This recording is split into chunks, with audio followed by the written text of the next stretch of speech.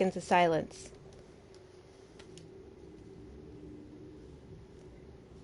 Hello everyone, my name is Maury and I am on the PS4 side of the Dames of Destiny house. And if you don't know about the Dames of Destiny, we're an all-woman clan that promotes a fun, safe, and encouraging environment in Destiny. So this week we're going to be on the second part of our 10-part series on the Book of Sorrows. Each week for the next 10 weeks, we'll be meeting on Wednesdays at 6:30 p.m. CST on the Dames of Destiny Twitch to work our way through the book, talk about the Grimoire cards, and talk about some of the lore behind what's going on. If you missed last week or a week in the future, don't sweat it because they're going to be uploaded to the Dames of Destiny YouTube page where you're watching this right now. So make sure to bring your Titans and have your Grimoire books open.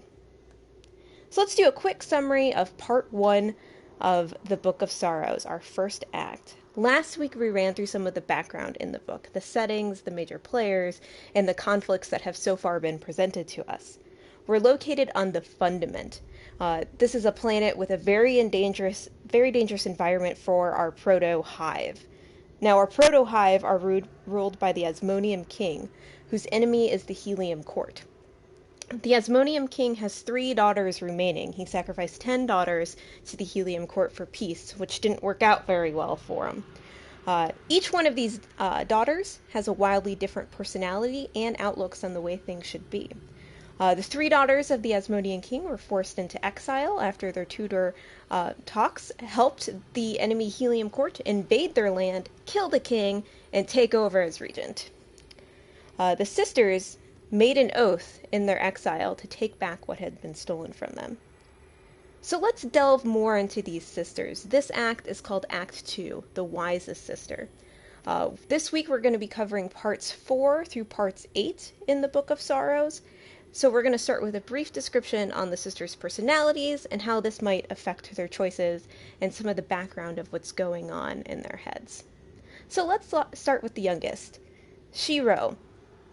Her focus before the betrayal was to become a knight, to be the most powerful in her kingdom to fight against the Helium Court. She holds herself to be brave, and there's comments in the cards that she's the mightiest and bravest of the 3 remaining sisters. Once the betrayal happened, she used her battle prowess to gather stars. Now, don't think of these stars as literal stars in the sky, like the big balls of gas. Think of them more as like the motes of light that we create when we use our supers. It was this combination of her battle prowess and skills and the stars that helped the sisters escape death when their kingdom was being overrun. And she very much fits the stereotype of how we would view warriors. She's hot-headed, she's brash, she's seemingly fearless, and she's short-sighted in her decision-making. She's described as seething with hate and fury, and this even adds to her rash decision-making. Her focus right now is on revenge on the Helium Court and to kill Taux, but beyond that, let the chips fall where they may.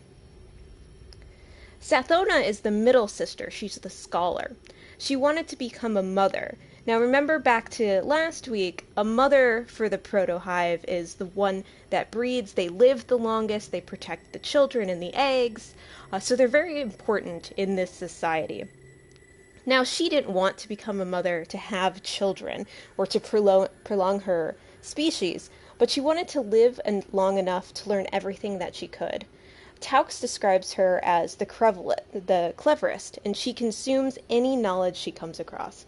After the fall of their father, it was her tricks and her cleverness that led her sisters from their home to the coast where they could escape via a ship. While they were fleeing, she was the one that took her father's dead worm.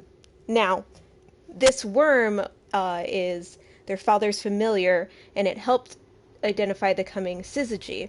And the syzygy is an aligning of the moons to create an apocalyptic wave that's going to wipe out all of civilization.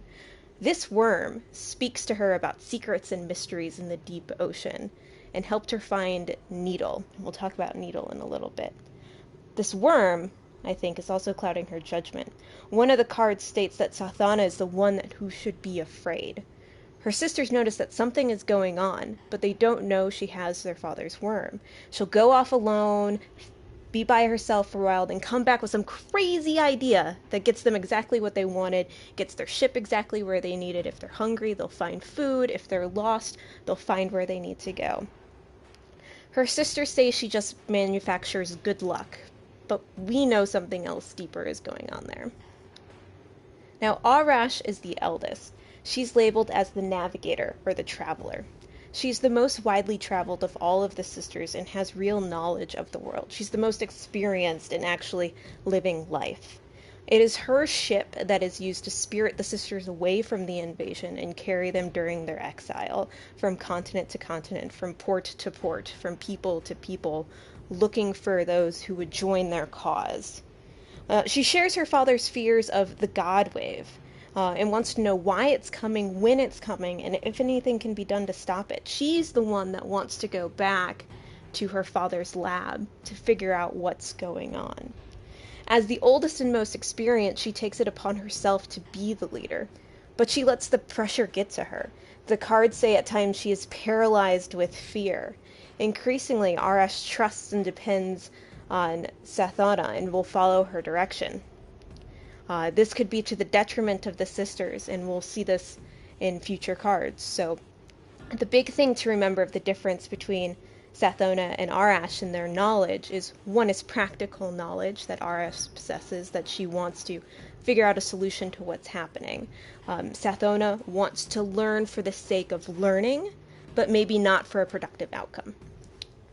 Now, Sathona and her secret little worm friend locate a ship called Needle. And you can view the name of this ship in a medical term, so inserting something in the body such as a vaccine or a poison. Or you can use it in sort of a craftiness term, stitching something back together that had torn or ripped. Now, the type of ship that Needle is very different than what they had been using. A good comparison here would be the ship that they're currently on is the Black Pearl from Pirates of the Caribbean, and Needle is like the sleek high-tech ships from Star Wars and Naboo. The cards describe the ship as ancient, yet significantly more advanced than any of the sisters' technology. They say it came to the Fundament before the Fundament was fully formed, but it also holds some secrets, and we're going to talk about that in our Grimoire card. So let's move to a different location before we get to our Grimoire card. Our pile of bones. So our Grimoire card this week is going to be Part 6, The Sisters. Oh, hi friends. Hold on, we gotta take care of some friends super quick. So if we think about knights, this is kind of what Jiro wanted to be, was a knight like that. And you can think of the wizards as more of Sauroth. Okay, we're gonna hang out here and take a look at the view.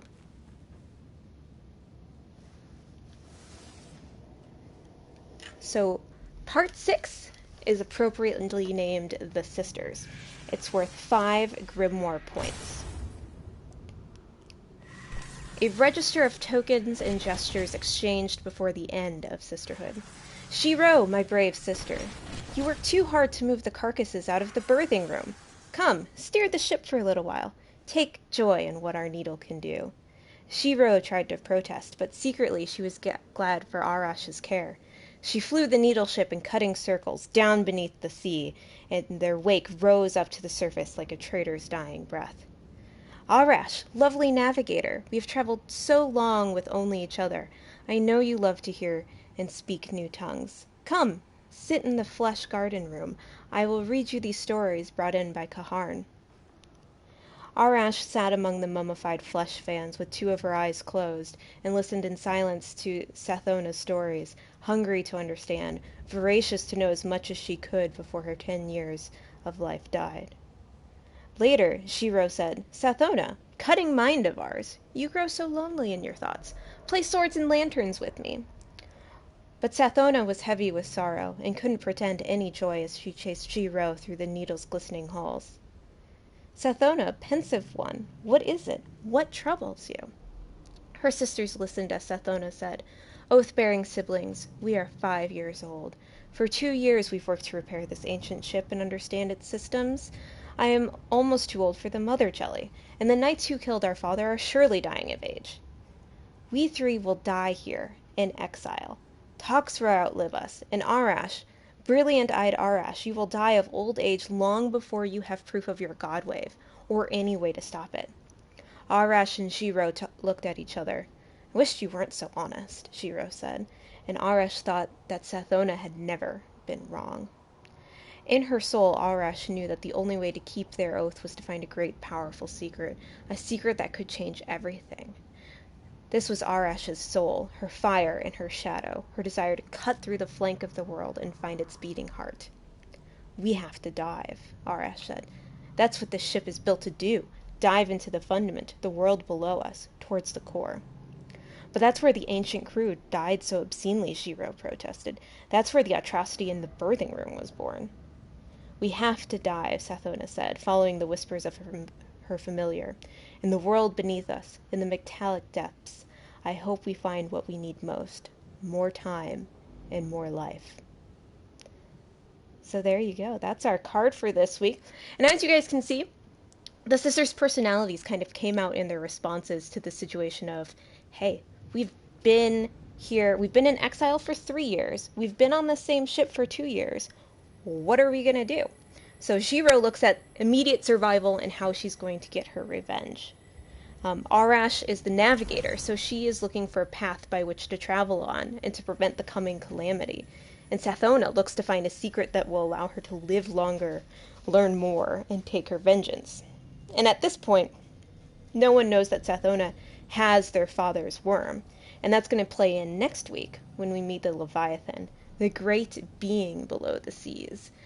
The one that was cursed in previous cards, the one that's held up to be a god. So what do you guys think about the sisters? What do you think about their relationship? Who is really in charge here? Who is the most foolish and the most wise? Make sure to leave your comments below, your questions. If you have them, leave them below and we'll try to answer them. You guys can join us next week on the Dames of Destiny Twitch as we start in part 4 and dive into the Leviathan and what this great being has in store for our 3 sisters. So, until next time, everyone, this is Maury, and you guys have a great evening. Bye, guys!